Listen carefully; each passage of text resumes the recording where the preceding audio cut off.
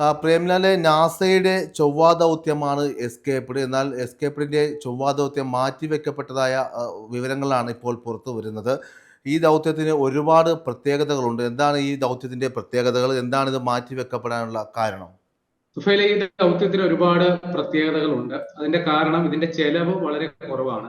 അതേസമയം ഒരു ദൗത്യത്തിൽ തന്നെ 2 സാറ്റലൈറ്റുകൾ ചൊവ്വ നിരീക്ഷണത്തിന് വേണ്ടി വിന്യസിക്കുന്നു എന്നുള്ളതാണ് ഏറ്റവും വലിയ ഗുണം.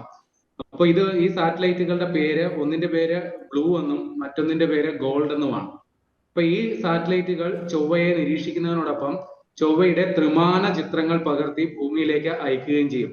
അതോടൊപ്പം ചൊവ്വയുടെ ഉപരിതലത്തെ കുറിച്ചുള്ള ശാസ്ത്രീയമായ പഠനവും ഈ സാറ്റലൈറ്റുകൾ നടത്തും. അപ്പോൾ ഈ ചൊവ്വയെ കുറിച്ച് നമ്മൾ ഇതുവരെ കണ്ടതും വിവരങ്ങളിൽ കുറെ കൂടി വ്യക്തതയും കുറെ കൂടി അതിലൊരു തീർച്ചയും വരുത്താനായിട്ട് സാധിക്കും ഈ ദൗത്യം. അപ്പൊ ഇവിടെ നാസ വളരെ ബുദ്ധിപൂർവം ചെയ്ത ഒരു പരിപാടി കൂടിയായിട്ടാണ് ഈ ദൗത്യത്തെ എസ്കേപ്പ് അതിനെ വിശേഷിപ്പിക്കുന്നത്. കാരണം ഇത് വളരെ ചെലവ് കുറഞ്ഞ രീതിയിൽ, ഇതിന് മൊത്തം ചെലവ് കണക്കാക്കുന്നത് അമേരിക്കൻ ഡോളറിൽ 75 മില്യൺ അമേരിക്കൻ ഡോളറാണ് ചെലവ് കണക്കാക്കുന്നത്. അപ്പൊ ഇത് ഒരു ചൊവ്വാ ദൗത്യത്തെ സംബന്ധിച്ച് നോക്കുമ്പോൾ താരതമ്യേന വളരെ ചെലവ് കുറഞ്ഞ ദൗത്യമാണ്. അപ്പൊ അതിന് കാരണം ഇത് സ്വകാര്യ സംരംഭകരുമായി, എല്ലാ പണിയും നാസ സ്വയം ഏറ്റെടുത്ത് ചെയ്യുന്നതിന് പകരം സ്വകാര്യ സംരംഭകരുമായി സഹകരിച്ചാണ് ഈ പറയുന്ന പ്രവൃത്തി നാസ ചെയ്യുന്നതെന്നുള്ളതാണ് മനസ്സിലാക്കേണ്ടത്. 2019 ഈ ഒരു പദ്ധതിക്ക് അനുമതി കിട്ടിയത്. പക്ഷെ പല കാരണങ്ങൾ കൊണ്ട് ഇത് നീണ്ടുപോയി. ഏതായാലും സ്വകാര്യ സംരംഭകരെ ഇതിന്റെ ഭാഗമാക്കാനായിട്ടുള്ള പദ്ധതിയുടെ ഭാഗമായിട്ട് ഇതിന്റെ റോക്കറ്റ് നിർമ്മിക്കാനുള്ള ചുമതല ഈ ആമസോൺ ഉണ്ടല്ലോ, നമ്മുടെ ഈ ഓൺലൈനില് ഷോപ്പിംഗ് നടത്താൻ പറ്റുന്ന പ്ലാറ്റ്ഫോം. അപ്പൊ ആമസോണിന്റെ ഉടമ ജെഫ് ബെസോസിന്റെ ഈ ബഹിരാകാശ കമ്പനി ഉണ്ട്. അതിന്റെ ബ്ലൂ ഒറിജിനൽ എന്നാണ് അതിന്റെ ആ കമ്പനിയുടെ പേര്. അവർക്ക് 2023 ഇതിനു വേണ്ട റോക്കറ്റ് നിർമ്മിച്ച് നൽകാനായിട്ടുള്ള കരാറ് കിട്ടി. അപ്പൊ ആ കരാറിൽ, അതായത് നാസ ഒരു സ്വകാര്യ റോക്കറ്റിൽ കയറി ബഹിരാകാശത്തേക്ക് പോകുന്നു എന്നുള്ളതാണ് മറ്റൊരു സംഗതി. അപ്പോ ഇതില് വേറെ ഒരു സർപ്രൈസ് ഉണ്ട്.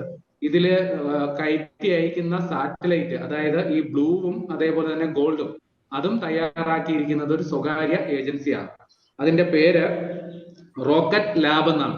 250 കിലോ ഭാരമുള്ള ഈ സാറ്റലൈറ്റ് ഒരു ചെറിയ ഫ്രിഡ്ജിന്റെ അത്ര മാത്രമേ വലിപ്പം ഉണ്ടാവുള്ളൂ. അപ്പോ വളരെ ചെലവ് കുറഞ്ഞ രീതിയിൽ ഈ ഗോളാന്തര പരിവേഷണം നടത്താനായിട്ട് നാസ ഒരു പദ്ധതി ആവിഷ്കരിച്ചിരുന്നു. അതിന്റെ പേരാണ് സിംപ്ലക്സ്. അതിന്റെ മുഴുവൻ പേര് small innovative mission four planetary exploration എന്നാണ്. 2014 ആവിഷ്കരിച്ച പദ്ധതിയാണ്. അപ്പൊ ഇത് പ്രകാരം ഈ പദ്ധതിயின் കീഴിലാണ് ഈ സ്വകാര്യ സംരംഭകരെ കൂടി പങ്കെടുപ്പിച്ചുകൊണ്ട് നാസ ഇങ്ങനൊരു പരിപാടിക്ക് ഇറങ്ങി തിരിച്ചിരിക്കുന്നത്. അപ്പോ ഇത് ഈ വരുന്ന കഴിഞ്ഞ നവംബർ 9 പലതവണ ഇതിന്റെ വിക്ഷേപണം മാറ്റിവെച്ചു. നവംബർ 9 വിക്ഷേപിക്കാനായിരുന്നു ആദ്യ പദ്ധതി ഇട്ടത്. അതായത് ഫ്ലോറിഡയിലെ കേപ്പ് കനാവറി സ്പേസ് സെന്ററിൽ നിന്നാണ് ഇത് വിക്ഷേപിക്കേണ്ടിയിരുന്നത്. പിന്നെ 12 അത് മാറ്റി. പക്ഷെ ഇപ്പോ വീണ്ടും ഇതിന്റെ വിക്ഷേപണ തീയതി മാറ്റിവെക്കുകയാണ്. അപ്പൊ കാരണം പറയുന്നത് സൗരക്കാറ്റ്, സൂര്യനിൽ നിന്നുള്ള സൗരക്കാറ്റ് വരുന്നു. അത് ഈ വിക്ഷേപണത്തെ പ്രതികൂലമായി ബാധിക്കും. അത് ഈ സാറ്റലൈറ്റിന്റെ പ്രവർത്തനത്തെ ബാധിക്കാൻ സാധ്യതയുണ്ട്. അതുകൊണ്ടാണ് ഈ വിക്ഷേപണം മാറ്റി വെക്കുന്നത് എന്നുള്ളതാണ് പറയാൻ സാധിക്കുന്നത്. അപ്പൊ ഈ ദൗത്യത്തിന്റെ മറ്റൊരു പ്രത്യേകത കൂടിയുണ്ട്. അതായത് ഇത് ഒരു കുറച്ച് നേരം, അതായത് കുറച്ചു കാലം ഇത് ബഹിരാകാശത്ത് തങ്ങി നിന്നതിന് ശേഷമായിരിക്കും നമ്മുടെ ചൊവ്വയെ ലക്ഷ്യമാക്കി യാത്ര തിരിക്കുക. കാരണം ഭൂമിയും ചൊവ്വയും തമ്മിലുള്ള അകലം, അത് ഈ പരസ്പരം സൂര്യനെ ചുറ്റുന്നത് കൊണ്ട് ഭൂമിയും ചൊവ്വയും തമ്മിലുള്ള അകലം 2 വർഷം കൂടുമ്പോൾ മാത്രമേ ഏറ്റവും അടുത്ത് വരുത്തുള്ളൂ. അല്ലാത്ത സമയം അകന്നകന്നകന്ന് പോയിക്കൊണ്ടിരിക്കും. അപ്പൊ ദൂരം കൂടുതലായിരിക്കും. അപ്പൊ നമ്മൾ ഇപ്പോ വിക്ഷേപിച്ചിട്ട് കുറച്ചു കാലം ഈ പറയുന്ന സാറ്റലൈറ്റിനെ ഒരു ലാഗ്റേഞ്ച് 2 പോയിന്റ് എന്ന് പറയുന്ന ഒരു മേഖലയിൽ അങ്ങ് നിലനിർത്തും. അതായത് അവിടെ കാത്തിരിക്കാൻ പറയും. അപ്പൊ ഈ ലാഗ്റേഞ്ച് 2 പോയിന്റ് എന്ന് പറഞ്ഞു കഴിഞ്ഞാൽ സൂര്യന്റെയും ഭൂമിയുടെയും ആകർഷണ ബലം തുല്യമായി വരുന്ന ഒരു മേഖലയാണ്. അപ്പൊ അങ്ങോട്ടും ഇല്ല ഇങ്ങോട്ടും ഇല്ലാത്ത അവസ്ഥയിൽ ആ സാറ്റലൈറ്റ് അവിടെ അങ്ങ് നിന്നോളും.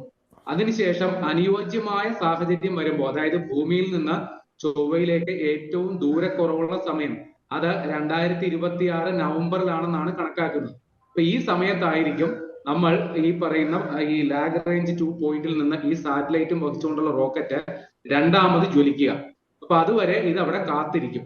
അപ്പൊ ആ ഒരു സാങ്കേതിക വിദ്യ ആർജിച്ചത് കൊണ്ടാണ് ഇതിന്റെ ചെലവ് വലിയ രീതിയിൽ കുറയാൻ സാധിച്ചത്. നേരിട്ടൊരു റോക്കറ്റ് അവിടം വരെ പോകുക എന്ന് പറഞ്ഞു കഴിഞ്ഞാൽ ഭാരിച്ച ഇന്ധന ചെലവും അനുസൃതമായ സാങ്കേതിക വിദ്യയും വേണം. പക്ഷെ ഇവിടെ ആ ഒരു ചെലവില്ല. പിന്നെ മറ്റൊരു സംഗതി കൂടി ഉള്ളത്, ഈ പറയുന്ന സാറ്റലൈറ്റ് അവിടെ 2026 നവംബറിൽ ഇവിടുന്ന് പുറപ്പെട്ടാലും 2027 അവിടെ എത്തും എന്നാണ് നമ്മൾ മനസ്സിലാക്കുക. അത്രയും ദീർഘമായ യാത്ര ഇതിനു വേണ്ടി വരും. 2027 ഈ ചൊവ്വയുടെ അന്തരീക്ഷത്തിൽ പ്രവേശിച്ചു കഴിഞ്ഞാലും ഈ പറയുന്ന സാറ്റലൈറ്റ്, അതായത് രണ്ട് ഡയറക്ഷനിലായിരിക്കും കറങ്ങുക. രണ്ട് സാറ്റലൈറ്റുകൾ, ഒരെണ്ണം വലത്തോട്ടാണെങ്കിൽ ഒരെണ്ണം ഇടത്തോട്ടായിരിക്കും കറങ്ങുക. അങ്ങനെയാണ് ഇത് ത്രിമാന ചിത്രങ്ങൾ പകർത്തുക. അപ്പൊ ഈ 2027 അവിടെ എത്തിച്ചതിന് ശേഷം ഇതിന്റെ ഭ്രമണപഥം ഫിക്സ് ചെയ്യാൻ വേണ്ടിയിട്ട് വീണ്ടും സമയമെടുക്കും. 2028 കൂടിയായിരിക്കും ഈ പറയുന്ന ഗോൾഡ് അല്ലെങ്കിൽ ബ്ലൂ, ഈ പറയുന്ന രണ്ട് സാറ്റലൈറ്റുകളിൽ നിന്നും ചൊവ്വയിൽ നിന്നുള്ള വിവരങ്ങൾ നമുക്ക് കിട്ടുക. ഏതായാലും പ്രതികൂല കാലാവസ്ഥ പരിഗണിച്ചാണ് ഇതിന്റെ വിക്ഷേപണം തൽക്കാലം മാറ്റിവെച്ചേക്കുന്നത്. ഇത് വലിയ താമസമില്ലാണ്ട് തന്നെ ഇതിന്റെ വിക്ഷേപണം നടന്നേക്കും. അങ്ങനെയാണെങ്കിൽ നാസയെ സംബന്ധിച്ച് വലിയൊരു നാഴികക്കല്ലാണ്. കാര്യം ചെലവ് കുറഞ്ഞ ഗോളാന്തര യാത്രകൾ അല്ലെങ്കിൽ അത്തരം ദൗത്യങ്ങൾ ഒരുപക്ഷെ ISRO ഇത് മുമ്പ് നടപ്പിലാക്കിയിട്ടുണ്ട്. ISROയുടെ ചാന്ദ്ര ദൗത്യവും ചന്ദ്രയാൻ ദൗത്യവും അതേപോലെ തന്നെ